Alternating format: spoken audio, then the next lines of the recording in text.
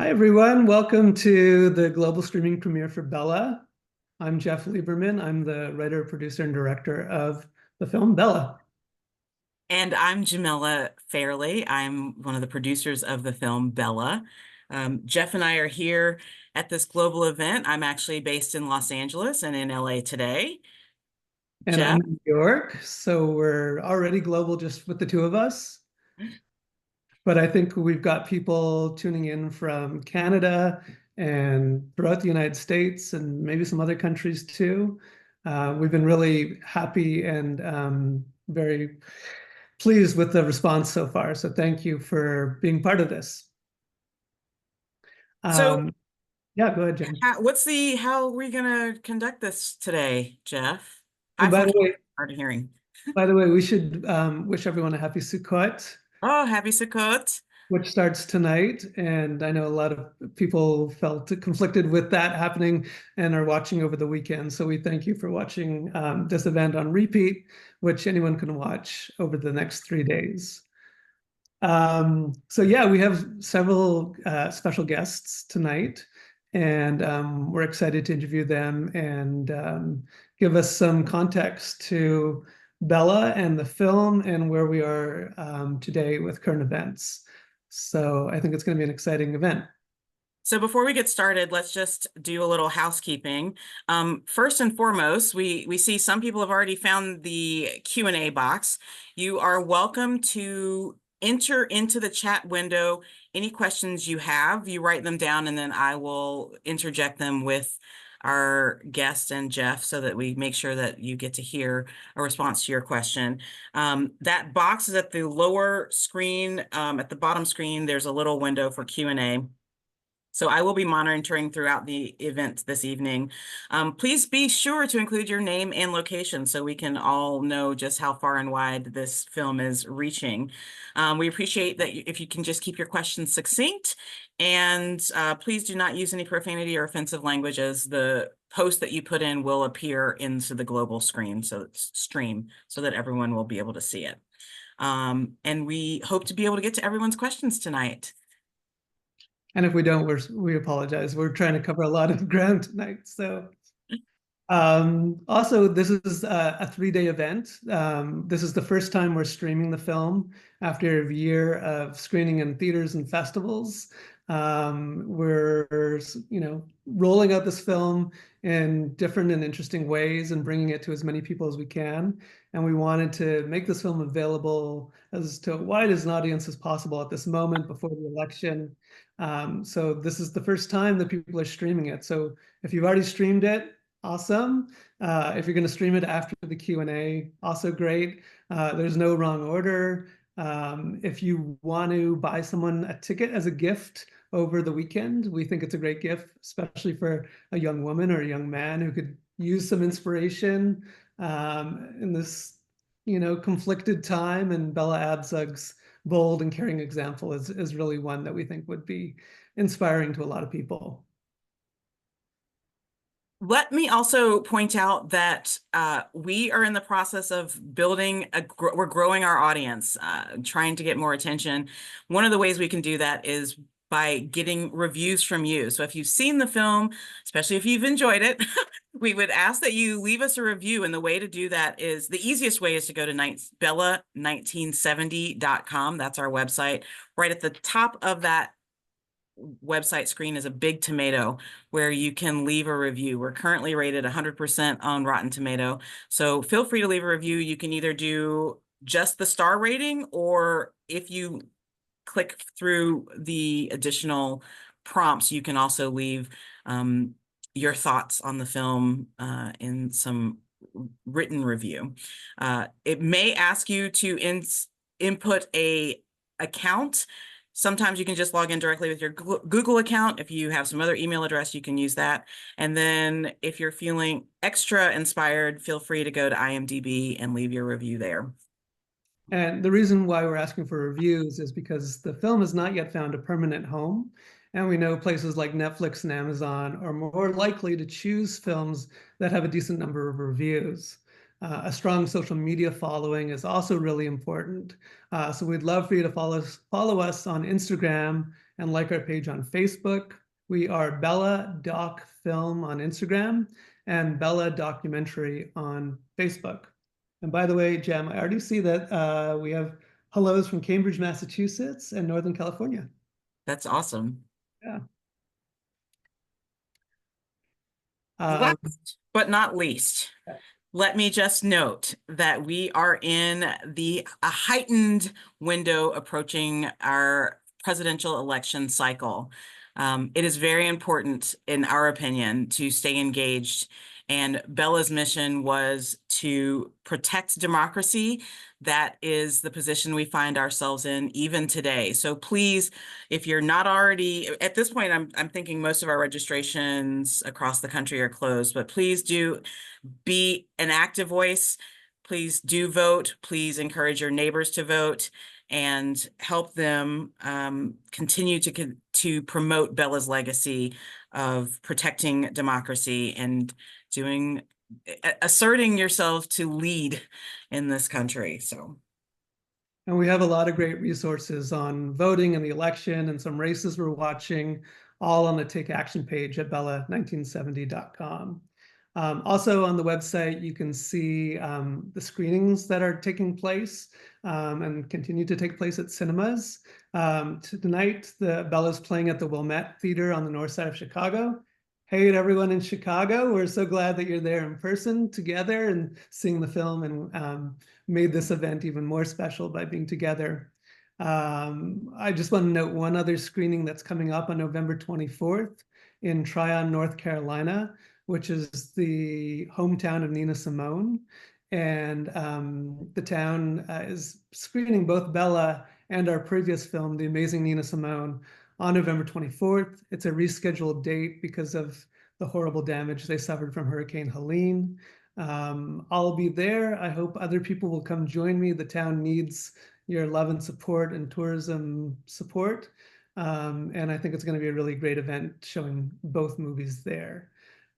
So you can keep up to date with us at bella1970.com and through our social media. And if you want to write to us, info@bella1970.com. All right, I think we're ready to welcome our first guest.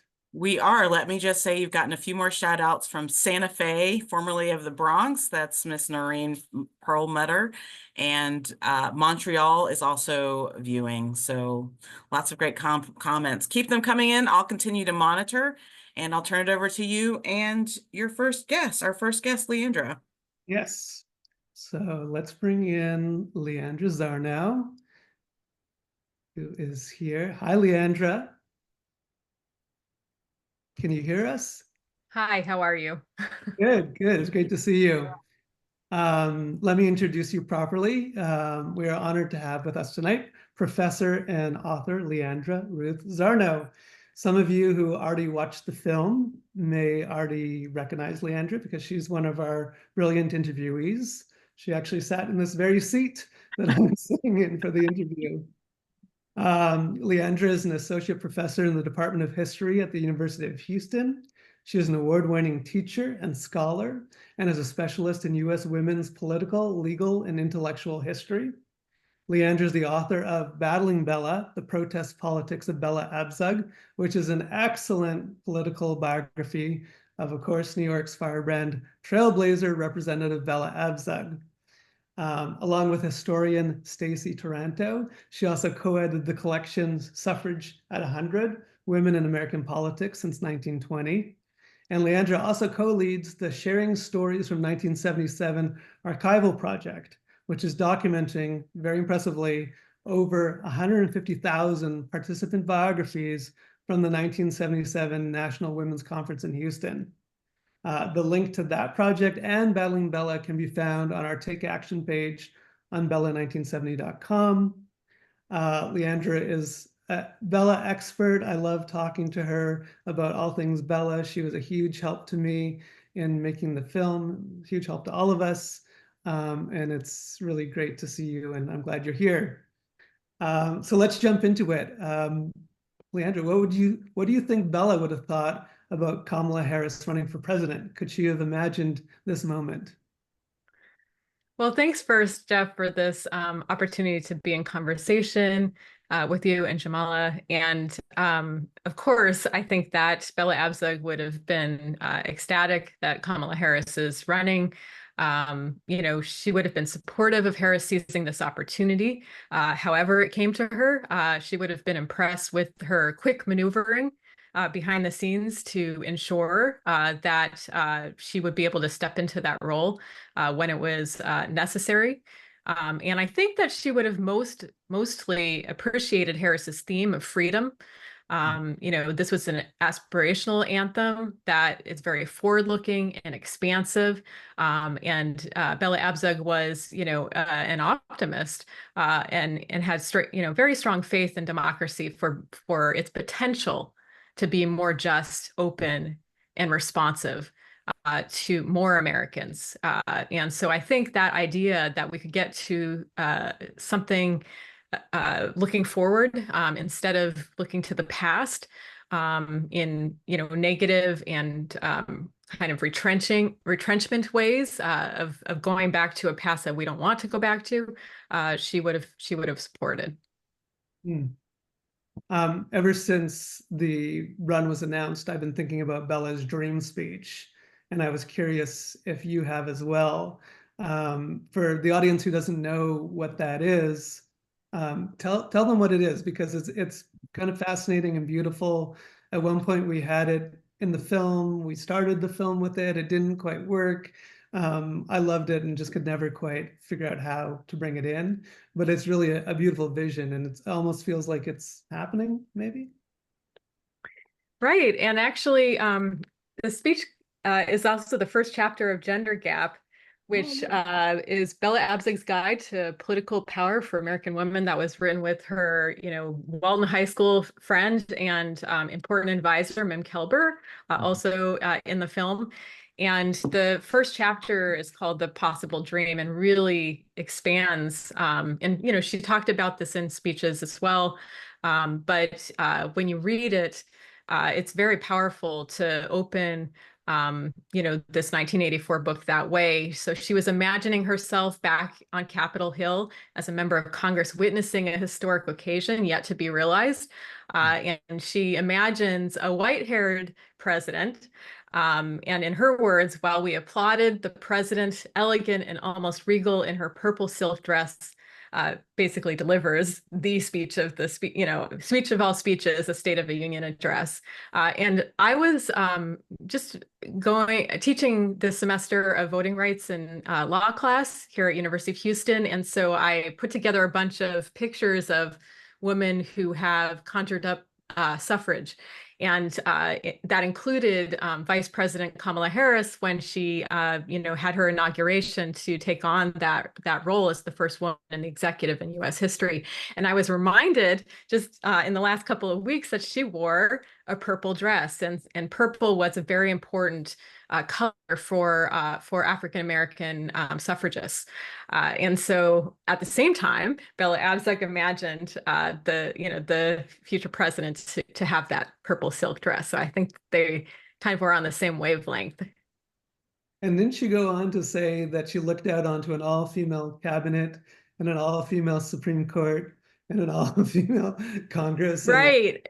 Right. And I think, Bella going to Hunter College when it was an all tuition-free, all-woman college in New York, the largest of its kind in the world, actually, at the time, could imagine women in every position. And they would run, all campus legislative conventions. And she was the president of the student body. And so she had presided over an all-women cabinet. So I think she was in a good position to really, in fact, imagine it, because it had been her reality in college, and she wanted it to be the reality for women really around the globe. And she sort of jokes at one point, "Don't worry, guys, we're not asking for 100%. We're only asking for 50%. So like, relax." Right. Right. And, that reality hasn't happened. We don't have 50% in Congress at this point. And so, this idea of gender equity in politics was something that Bella Abzug really pushed for, before even the decade, or so before she made it to Congress, in her work in Women's Strike for Peace. Right. Is there something bittersweet for feminists about this election? It seems to me like the Harris campaign is not identifying Harris as the first potential female president. Is there a lesson from the Hillary campaign that they're taking? Do you have any insight there? Well, in one campaign, Hillary did, have kind of a reason to step back and didn't want to actually highlight gender. But then, the next time that she ran, she decided that that was, not a good strategy. And so I think that's why we had, the campaign where she's really highlighting the historic nature of the position. And so Kamala Harris had two examples from Hillary Clinton, very specifically. I think the reality is that there's still solid undertones and overtones of sexism in US political culture. And essentially, since the founding of our nation, there has been an ever-present, male political leadership ideal. So we can't, when we close our eyes, whether we are men or women or somewhere in between, it's very difficult to imagine in the United States something otherwise than a male person in that position. I read a study about a political scientist not too long ago that compared women in presidential and prime minister positions globally and found that the more powerful the nation was, the less attainable these positions were for women. So this is not, unique to the United States, but since the United States is the most powerful nation in around the globe, that lends to the idea that it's harder to crack that political glass ceiling. So I think actually Harris is handling the issue well and drawing focus to feminist issues and trying to have an issue-based campaign, very strongly. And the fact that decriminalizing abortion through a federal statutory action, through federal action in Congress, and also in the executive, is front and center. And she's not shying away from that and telling us these really sober and devastating stories about what it looks like to live in this post-obs world demonstrates to me that gender actually is front and center in her particular campaign. She doesn't need to tell us that she's going to be the first woman and first woman of color as Madam President. We know it. Mm-hmm. Right. We had a hard time like fitting all of Bella's story into the film because there's just so much. So we never really got into the riff between her and Shirley Chisholm over Shirley's presidential run. I thought it was really beautiful that the DNC paid tribute to Shirley during the first day and really showed how much she did for us to get to this moment. There were a lot of people at the time in the early 70s who didn't think Shirley had a chance and that it was a bit of a pipe dream. I think Bella was one of those people, and that's where the riff came from. But now looking back on it and, the way the DNC framed it, it almost seems like, Shirley was responsible for chipping away at that idea and that she does play a really important part in history. How do you sort of view that whole situation? Right. Well, I do think Shirley Chisholm's run was historic and helped us imagine, Kamala Harris. And there's a direct through line between Shirley Chisholm's run and where we are today with Kamala Harris. So I think that it was actually a big misstep for Bella Abzug, a miscalculation on her part to not be able to see Shirley Chisholm's campaign as not just symbolic but substantive, and really bridging a lot of social movements that they both were very strongly connected to.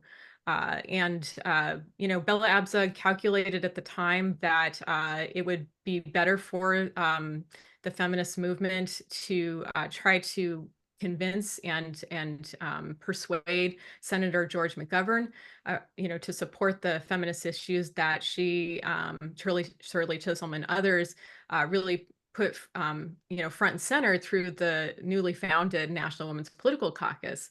And, she had that, she basically calculated that, McGovern had a chance at winning, though she was sorely wrong on that front. And that Shirley Chisholm did not have a chance of winning. There also was some personal animosity between them that I think clouded Bella Abzug's judgment. Even though they did support each other in terms of, co-sponsoring legislation, the work they did on childcare, for instance, was the most important, I would say, in terms of their collaborations. They were both in New York, and they often would take each other's oxygen out of the room, and big personalities, and so I think that was part of what ultimately stood in the way of Bella Abzug getting behind Shirley Chisholm in this moment. And others did not stand in the way. And so, for instance, Gloria Steinem, was a major supporter of Shirley Chisholm all the way through the race. And I think, so there was a lot of conversations that a lot of people had around should they support Chisholm or not. I have two more questions, but I don't want to steal the time away from any viewer questions if there are any. Jamila? There are quite a few accolades, and we're learning people from Toronto are also watching. The question that we might be able to get to here and also with our next guest is about looking forward, what other women politicians or leaders should we be learning about or supporting, especially coming into this time of another election? I'm not sure that we would, that's the question, so we can decide how far to go down that road. That's the only question we have so far.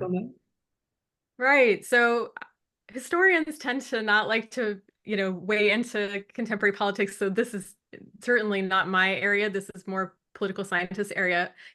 But what I will say is that one place that I look for up and coming, politicians to get behind, or people in public office and interested in public service, really is the Emily List candidates profile. They have a nice gallery of people to support, and I tend to look at House of Representatives because, as we know from Bella Abzug's story, this is a very important place to make the leap from local and state offices into the national arena. And so I have my top four that I'm looking at right now, if I may. The first, is Lucy McBath. And so this is current representative out of Georgia who came into politics through the Black Lives Matter movement. And continues to fight the good fight there. And as we know, Georgians are already voting. And she actually was able to flip the seat that was once held by Newt Gingrich. So I think that is pretty significant. I'm also looking at Yasmin Ansari. And so she is running, I believe, for the first time in Arizona's 3rd congressional district, which is in the Phoenix area. And she's running against a mega extremist, Jeff Zink, who really, is behind the, supporting the January 6th insurrection, is totally open about that, and is 100% anti-choice, according to the Emily's List. And then two more, and then we'll probably move on from this in a moment. But Mary Peltola, she's from Alaska, and is the first Alaskan Native to be elected, from Alaska. And I think, that's really important. She came in actually in the last midterm, and I think deserves to stay. And then finally, Lucia Baez Geller is running in Florida in the 27th congressional district against an anti-choice Republican, Maria Elvira Salazar. And so trying to get into the House for the first time. So I look at Emily's List and then also follow the Women in Politics Institute of American University. They have a really great mailing list, Gender in the Ballot, that you can get via email. And then they have a wonderful program called Women on Wednesdays, and they have all kinds of really interesting guests, and it's completely free Zoom event. So that's where I'm focusing my energies right now.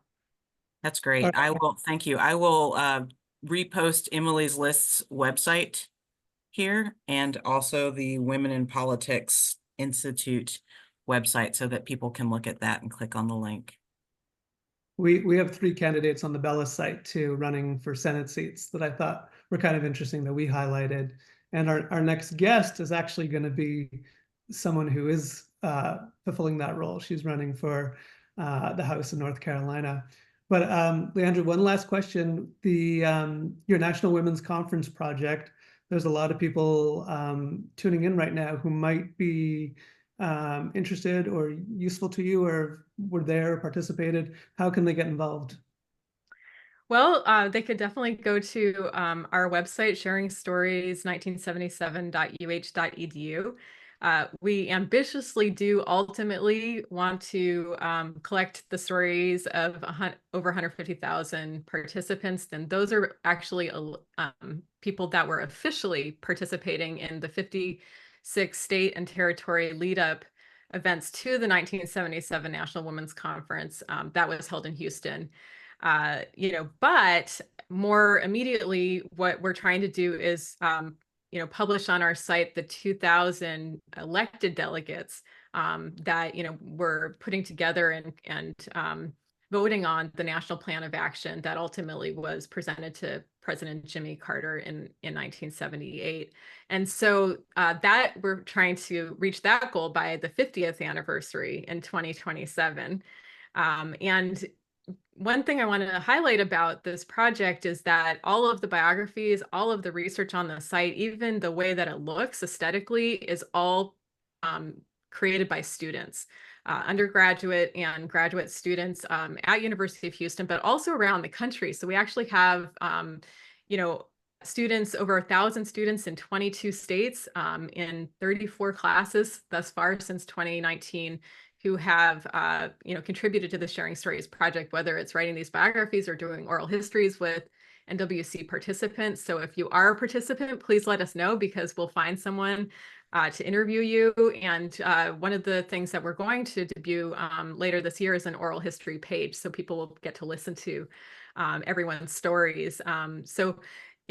This is something that is a kind of a passion project for me, because I felt in learning about Bella Abzug and her role as the presiding officer of this, this conference, which is the first and only of its kind in U.S. history. I felt like her story was important, but so were the thousands of other women who came together and, really demonstrated their interest in participating in our democracy in that moment in 1977. I'm still blown away by the fact that Gloria Steinem says it's like one of the most exhilarating experiences of her life was that conference, that convention.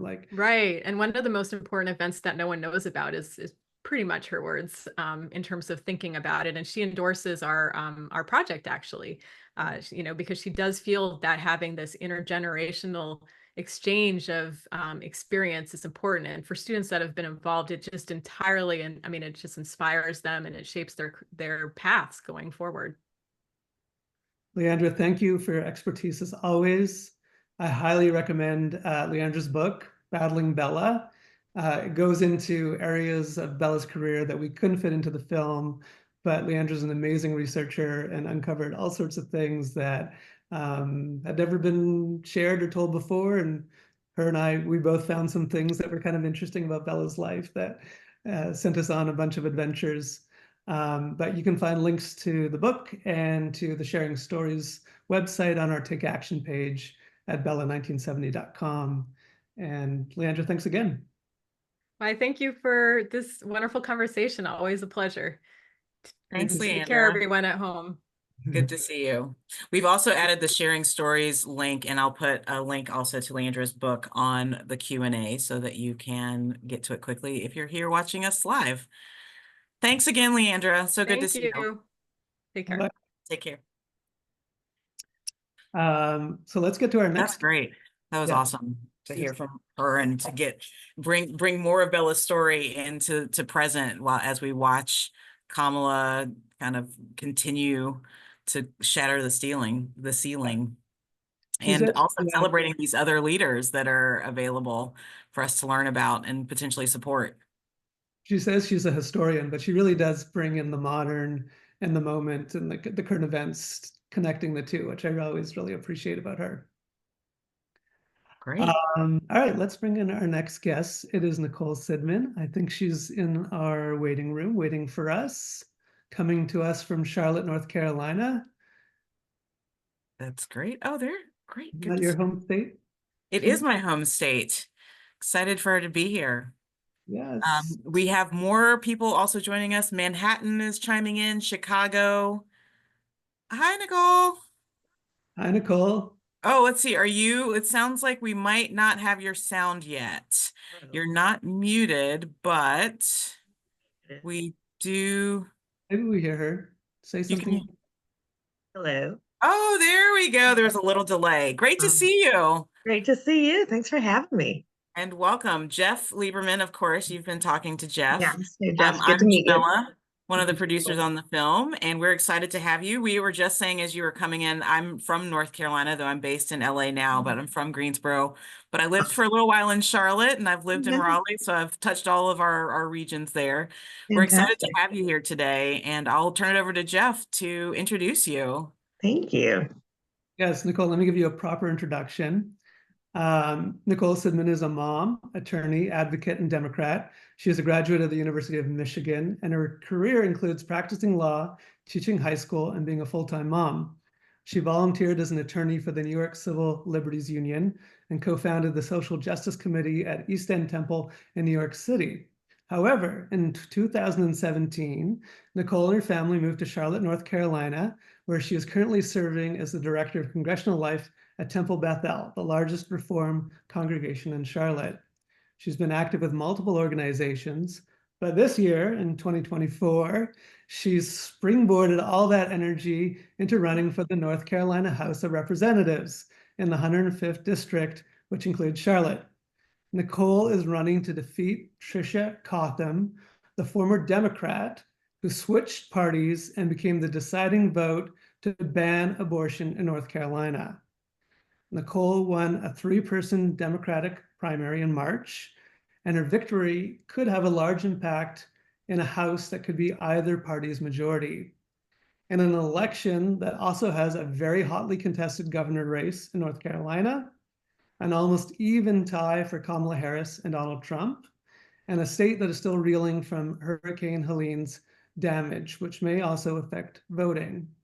So there's a tremendous amount to discuss with Nicole. You were originally highlighted to me by my cousin Lori Mayrov, who described you as a modern day Bella Abzug. So we're very glad you're here. And first of all, tell us how the campaign is going. You're in the final weeks. Thank you for making time in this very busy season. How's it going? Thank you. Today is actually the first day of early voting here in North Carolina. So it has been a very long day, and I'm thrilled to finish it, having this conversation with y'all. So thank you for inviting me and including me. The campaign is going great. I'm so excited that people are finally voting. It's like you work and work and work, and then this is it.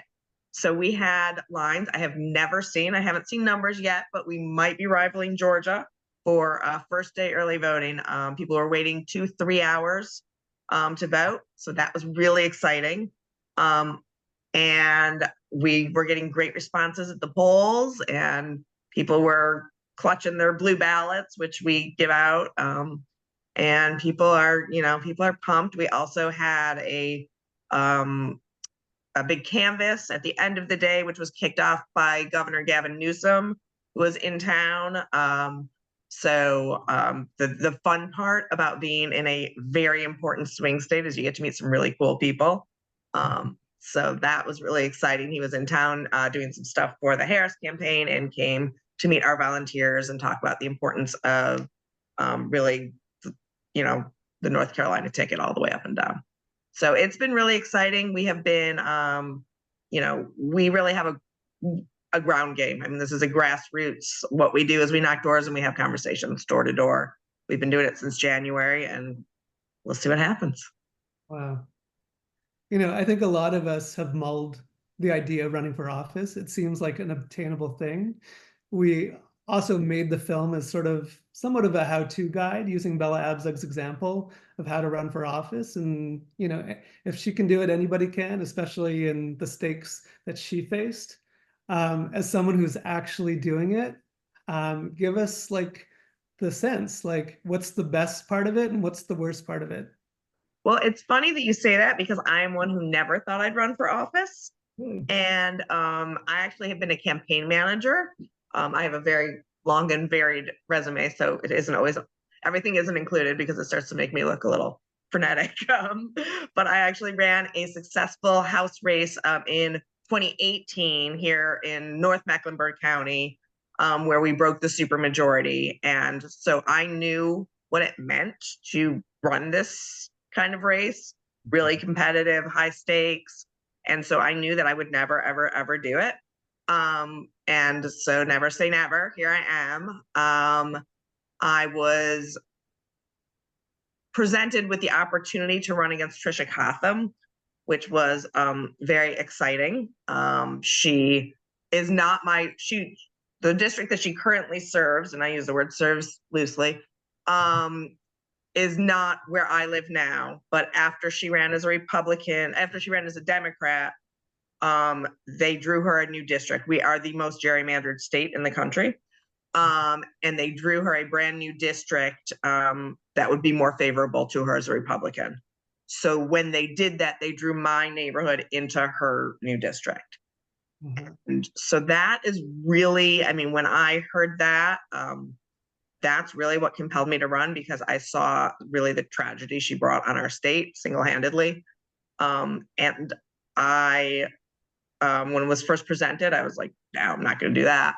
But I had a lot of support from my family and friends, and it has been a real joy. I would say the best part about it is getting to meet just amazing people. I mean, yes, Governor Newsom, that was incredible. We had James Taylor kick off a canvas for us last week, also incredible. But more importantly are the people who are just passionately doing this work every day, who are just really on the ground trying to make their home, their neighborhoods a better place. And so getting to meet those people and making those relationships, there is a really strong crew of women running for races, local races in Mecklenburg County. And it has just been a joy to kind of have that sisterhood and friendship that has emerged from that. The hardest part is I'm really tired and I miss my family. So, Do you have your family working on the campaign? pardon? Do you have your family working on the campaign, licking envelopes and such? So I have a 17-year-old son, and if anybody knows what it's like to live with first of all, a son of that age, much less a senior year trying to deal with college, he doesn't care at all. People say like, oh, because they have these dumb negative ads, and people say like, oh, he must be so upset. I'm like, it doesn't matter. But my husband is phenomenal and a fantastic support, and has probably knocked more doors than anyone besides maybe me. And he's at everything, and is often serves as a surrogate because there's only one of me and I can't be everywhere. So that's been a real blessing. And my family was here. My family, some live in LA and some live in Michigan, and they were here for Yom Kippur this past weekend. So they got to canvass with me for the first and only time. So that was really, really neat. Having them like knock doors. One of my sisters went to someone's door and said, I'm Nikki's sister. And they looked at her. First of all, nobody calls me Nikki except for my family. I'm Nicole. And they had no idea who she was talking about. So that was, it's been really fun. I mentioned the comparison to Bella Abzug. What do you think of that? And did she inspire you at all, or who are your political? I mean, that is beyond a compliment, one that I do not think I am worthy of. I think the difference is that I grew up in a time where women in politics was possible. It still has its challenges, but it isn't a novelty, and it isn't something where people aren't supporting it. And so to have these women that came before us who were truly groundbreaking, who laid the path, there is not this generation without that generation. And I am always just in awe and in deep appreciation of that generation of women who really, I was able to tell my husband, my boss, I want to run for office, and everyone said, that's great. Women of that generation didn't have that kind of experience. They didn't have that kind of support. So it is a great compliment, and I don't think it is I can't even touch what she accomplished, because I wouldn't be here without her. Well, your career is young, so you have plenty of Never opportunity. say never. We've got a lot of shout outs from North Carolina. Asheville is here with us. Wilmington is here with us. If you have anyone voting in the North Carolina District 105, please send them information about Nicole Sidman and other candidates in her area. We've posted, at least, Nicole, we put your link in the chat box so that people can refer to it quickly. Thank you. That's Jeff, awesome. did you have anything else to ask? We don't have any questions per se, but I've got a few more things that I'm curious about. Sure. Nicole, for us who are not in North Carolina, I've been to North Carolina many times, but the political divide seems strange to many people outside of North Carolina. It's so evenly tied in so many races. Can you explain it? Is it a rural-urban thing? Is Charlotte equally Republican, Democrat? How is it sort of looking to you? Well, the first thing I always say is, despite the fact that we currently have a supermajority of Republicans in both the House and the Senate of the General Assembly, we are not a red state, we're a gerrymandered state. So gerrymandering is voter suppression. And so when we are at the, the current maps, the North Carolina Supreme Court said that it discriminated against voters of color with surgical-like precision. That's the maps we're dealing with. So right off the bat, that explains a lot of our divide.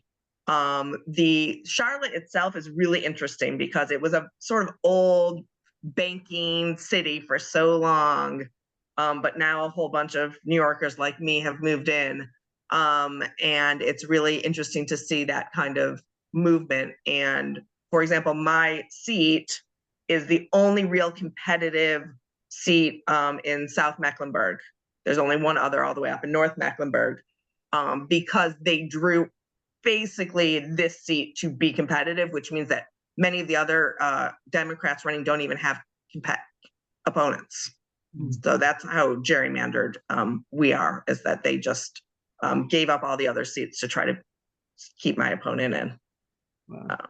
So, and we also have this really weird thing where we vote different for governor and lieutenant governor, which is how we end up with a Democrat, Roy Cooper, as our current governor, but our lieutenant governor, you may have heard of him, Mark Robinson, is a whole bag of something else.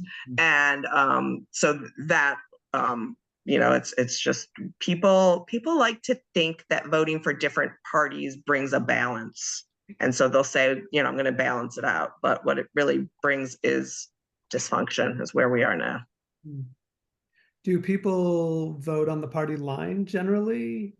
Or could people not be voting for Trump, but voting for you, or, a mixed match of that kind of thing? So we have, my district, for example, is the biggest number of voters in my district are unaffiliated. So there are, it's about, I forget exactly, math is fuzzy at this time of night, but it's about 10% more unaffiliated than Republican, and then Democrats the lowest. So my job is to talk to the unaffiliated and talk to the Republicans who might be feeling a little bit left behind by their current party, and talk about, those sort of things. And so those are the conversations we've been having. I know that there's definitely a lot of Republicans I've spoken to that say, not this year. We've had Republicans who show up at our canvases. I had one woman say, she showed up, she said, the last time I canvassed was for George Bush, but I'm ready to get back out there. So I think we're really starting to see an understanding of what havoc the Republicans are bringing to our state and to the country. And so we're definitely seeing that. And I also saw, it was very interesting, a lot at the primary, people coming to just vote for Nikki Haley. And then, they said, normally I vote, for Democrats, but today I'm just voting the Republican for Nikki Haley. So I think those people will probably split their ballot or something.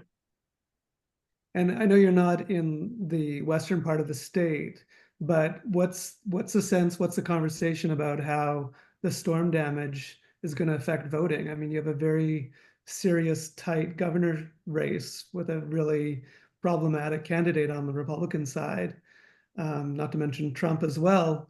How is that? What are people saying about that? Yeah, we have a lot of really important statewide races, including a Supreme Court race, which I always find voting for Supreme Court judges a weird thing, but it's what we do. And Attorney General, we've got, really important Attorney Generals, very start. So those state races, as well as obviously the local races there, are really important.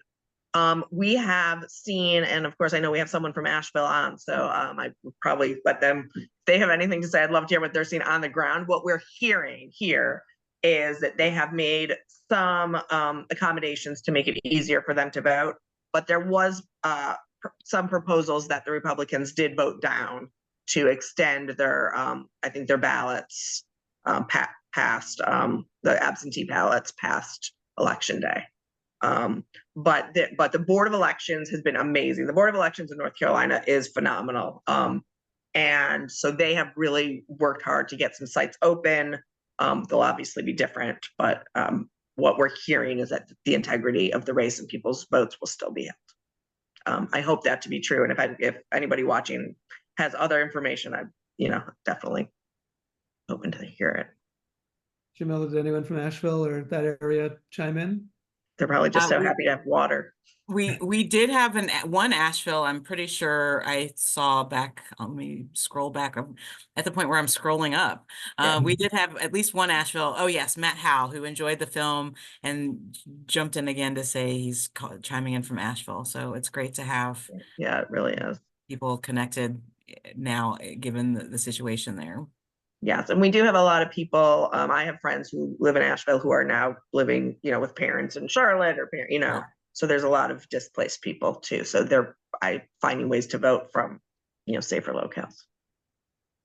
Two last thoughts, Nicole. For those of us watching who are not in North Carolina, how can we help you? I mean, you're an inspiring candidate and you've got a very political, motivated, activated audience here who I'm sure would love to support you in some way or another.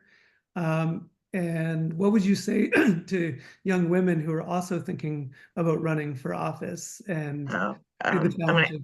I love that question. I actually had one of my friend's daughter who is a freshman in high school sent me a text that said, "You inspired me," and showed me that she was running for student council president. So That's awesome. That's the kind of stuff that I get chills about.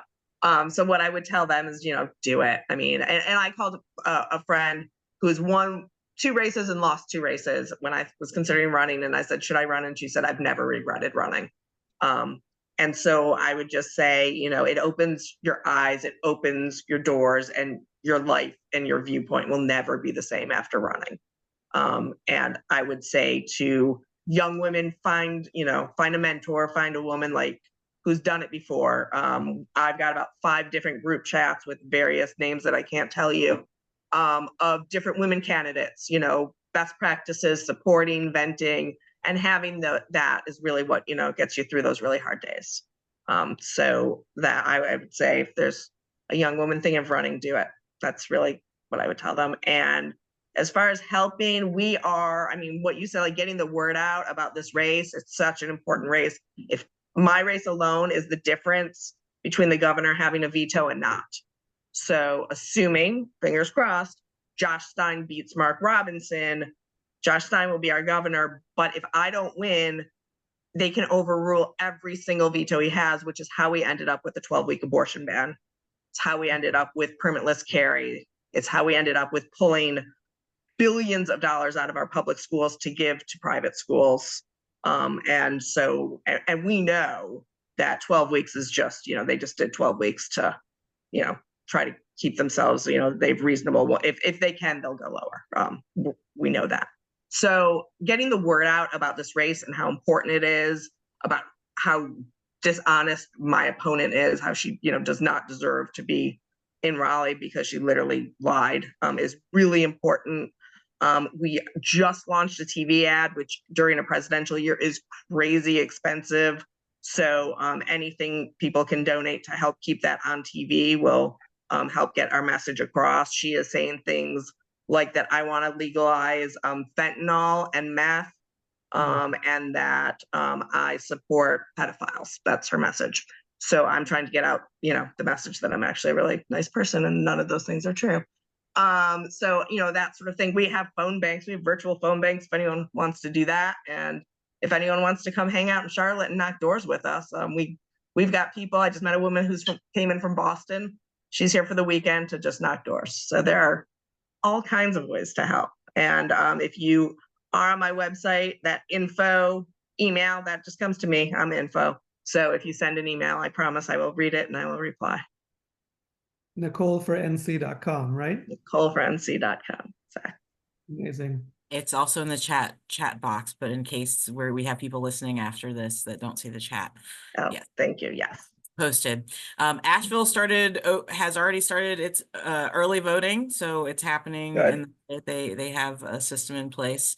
Glad. We also, I wanted to see if Nicole might know we had a question that came in early.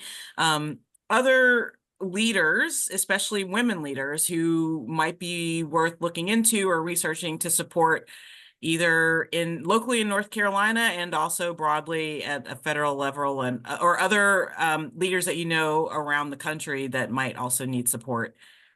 Absolutely. So Lisa Grafstein is a sitting senator, also a Jewish senator who is in North Carolina.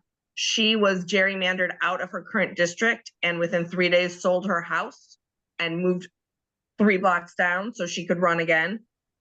She's an incredible woman and an incredible representative. And the woman that I call my campaign partner, her name is Woodson Bradley. She is running for the state senate in the same area I'm running. So equally gerrymandered. She's a domestic violence survivor. She's a sexual assault survivor. She has an incredible story. She is one of the strongest, most fun women I have ever met, and we have just a blast running together. So those are 2 women that I would give a shout out that definitely can use some support. So Lisa Grafstein, I can put both of those links also in the chat. If you're not in their districts, you can still support them. You can still support them, yes. And we're hoping at the Tryon International Film Festival, still hoping to gather as many women political leaders in North Carolina together for the screening of Bella on November 24th.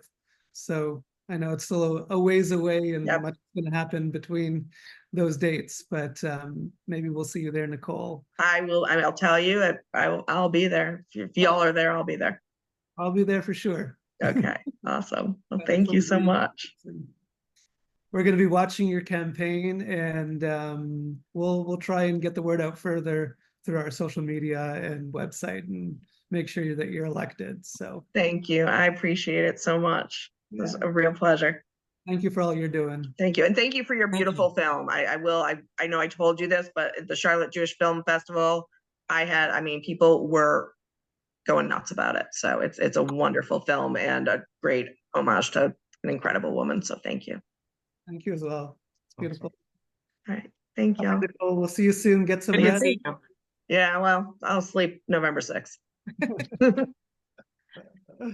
Much needed. Thanks again. Okay, bye-bye. We're going to spend our last 10 minutes or so just answering questions from anyone in the audience who has questions about the film, the filmmaking process, how we made this film, et cetera, et cetera. So if there's questions from the chat, Jamila. Questions from the chat. Actually, yeah, we do have just a general logistical question. Yeah. Firstly, someone listening in from Kauai, Hawaii. Is that how you say it? Uh-oh, Oh I've yeah, messed. my favorite places. And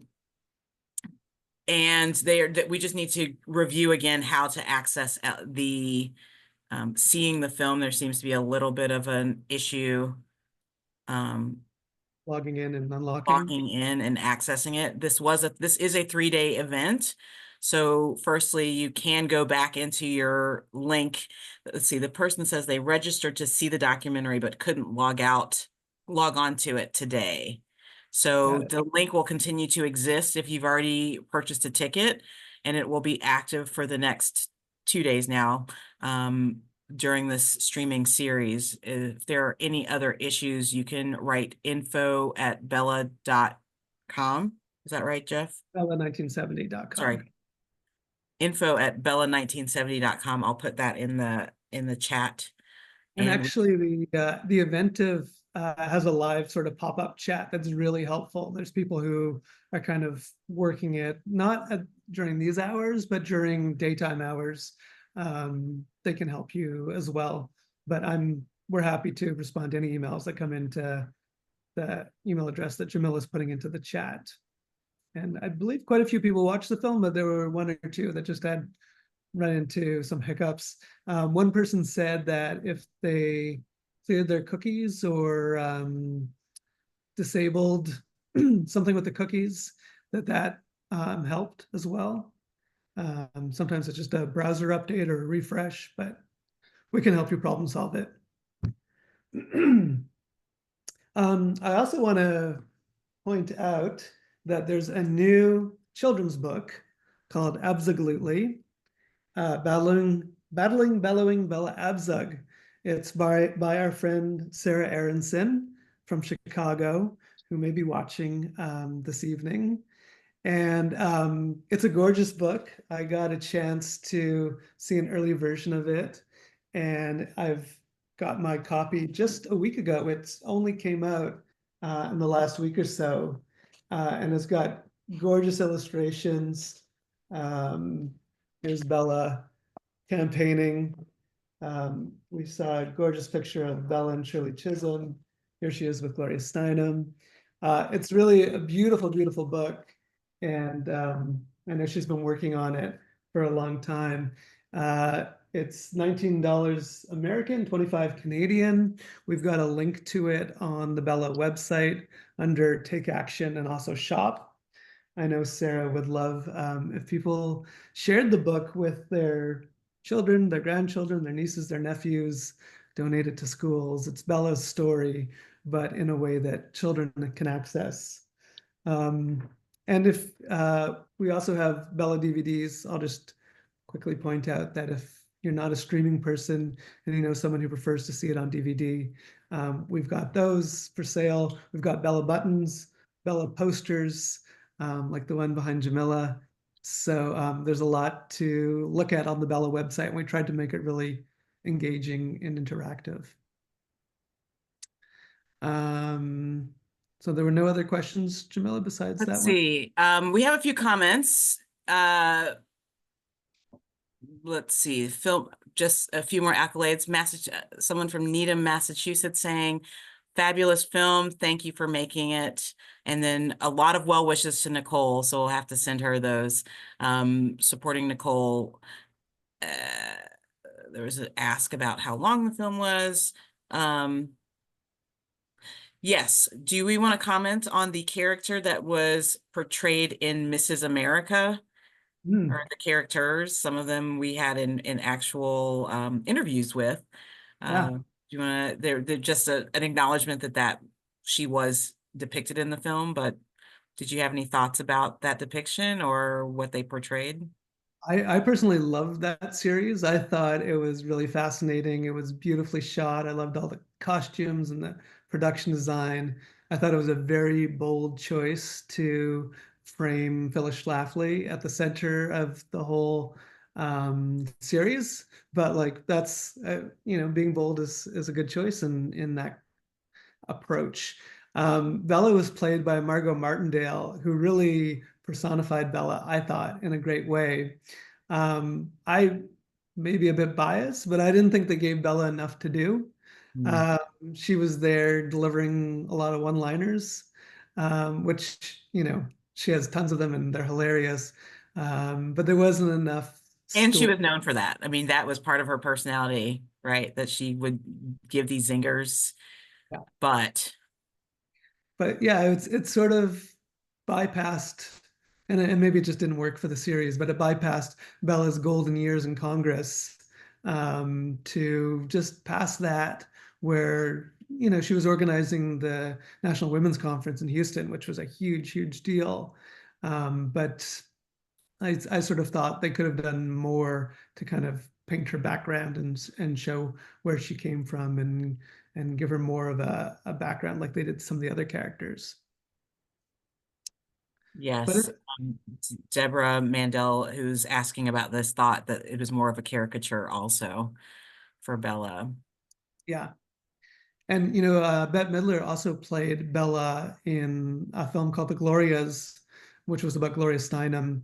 Came out in 2020 or 2021, and same thing. Bette did a great job. The script was good, but Bella's sort of a side character. Um, so there's maybe an opportunity for a more fuller picture of her in a narrative scripted form. Jamila, do you have any like significant memories or favorite moments from the past year of screening Bella? I mean, we started with the Ken Burns Prize 2 years ago this week. That's right. That's right, which was quite a coup. Yeah. This year, I think one of the most exciting moments was getting nominated for the WGA Awards.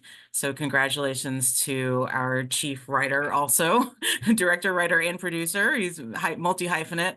It was really exciting to be acknowledged by the Academy, sorry, the Writers Guild of America, and to be in the room with other great filmmakers, but to know that Bella was standing her own again We against were, we were the only film that didn't have a major studio behind them. We were competing with Netflix and Apple and Amazon. So it was kind of a big surprise and an amazing pat on the back. But yeah, that was a special night.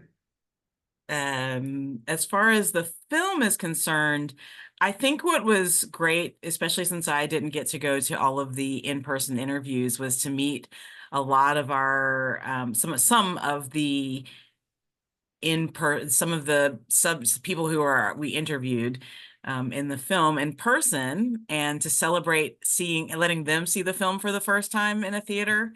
I know for us it was exciting to see it at the San Francisco Jewish Film Festival for the first time with an audience, and Nancy Pelosi was there, and really just the crowd loved her, loved the film, and watching some of our additional interviewees enjoy the film for the first time was just really heartwarming. And to hear their stories in person, and some of them are the exact same characters that you see on screen, including Alan.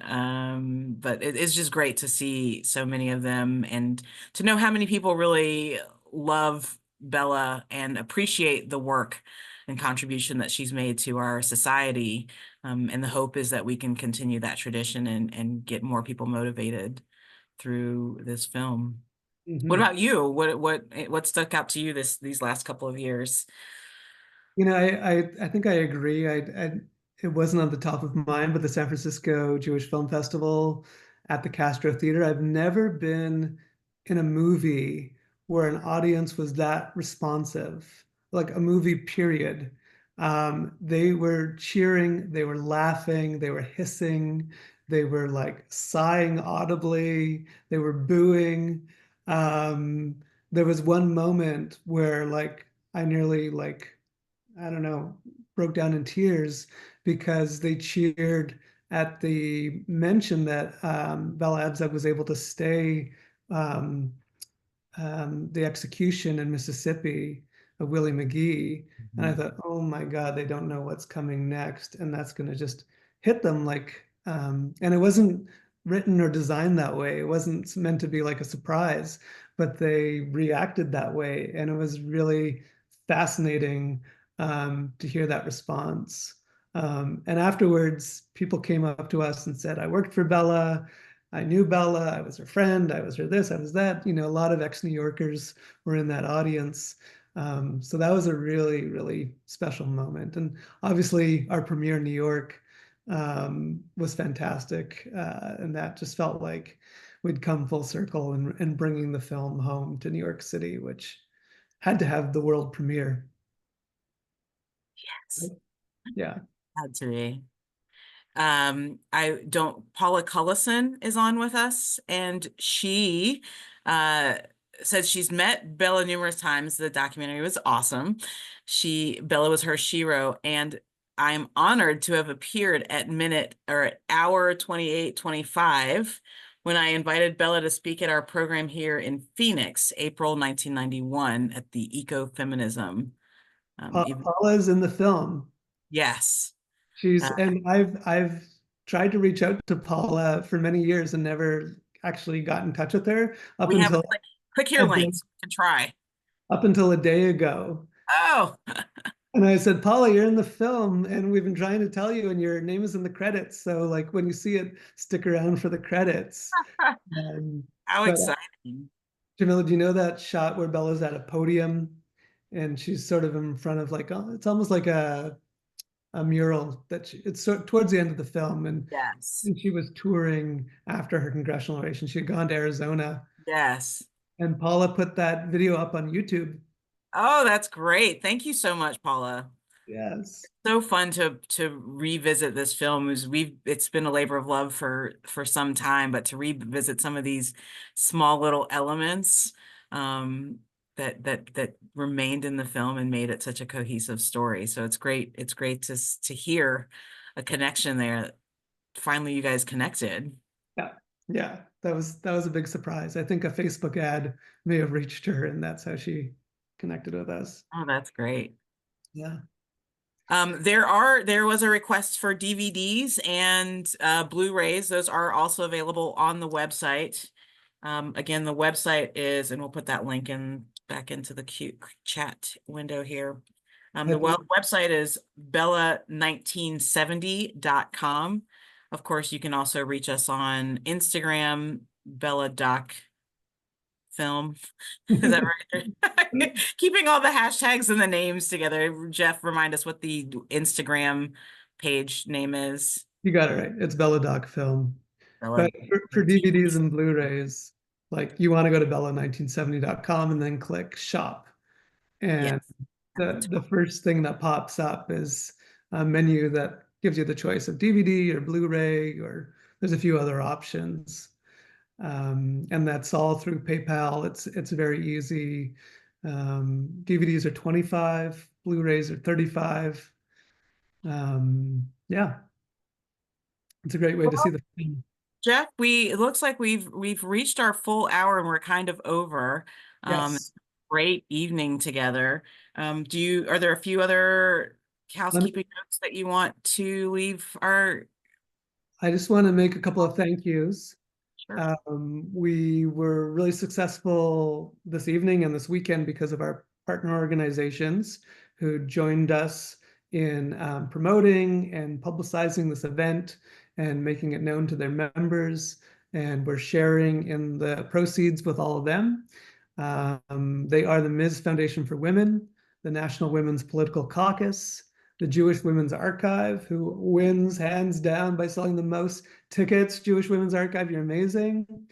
They also have some really cool t-shirts for sale on their website that feature Bella, and I wanted to make sure that got mentioned. Also the Santa Fe Jewish Film Festival, where Bella premiered last year. The Jim Owl's Liberal Democratic Club, run by our amazing friend Alan Roscoff, who's in the film and does tremendous work in the city. The U.S. Capitol Historical Society, who's been promoting it from the very beginning, and Steve Livingood is in the film and is a big champion of the project as well. The J by J Festival in Washington, D.C., and lastly, the Downtown Independent Democrats. I want to give a shout out to my mom, Carol Krasnow Lieberman, who's been promoting this as well, to Craig Hall, who did a major coup for us and got the word out today. Also to our team, Charlie Liebskin and Farah Copeland Neufeld, for making phone calls to get the word out. I want to mention that the film is going to be on PBS American Masters. We don't know when, but we suspect it'll be in 2025. That day is coming. It can't come soon enough, but it'll come. So be patient with us and know that it is coming. And we welcome the film coming to any community that wants to screen it.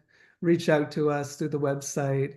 There's information on the FAQ on the front page as to how that can work, but we're also happy to explain it. And there's a little information on the Take Action page as well. I think that's it from me. I think that's it. Again, if you'd like to leave a review, it's easy to do. If you click on the 100% rating Big Tomato that's on the Bella website. The website again is bella1970.com. And we're so excited that you, and thrilled, frankly, that you joined us this evening. So we appreciate it. And tell your friends and family that they can buy a ticket all weekend long. Up until Sunday at 7 p.m., the film will be available. And then maybe it'll be available again Election Day, Inauguration Day. We don't know, but we'll keep you posted. Great. Thank you, Jamila, for your excellent hosting and moderating and being co-captain here. Sure. Thank you. And congratulations again on a great film. To you too. Take care, everyone. Good night. Good night.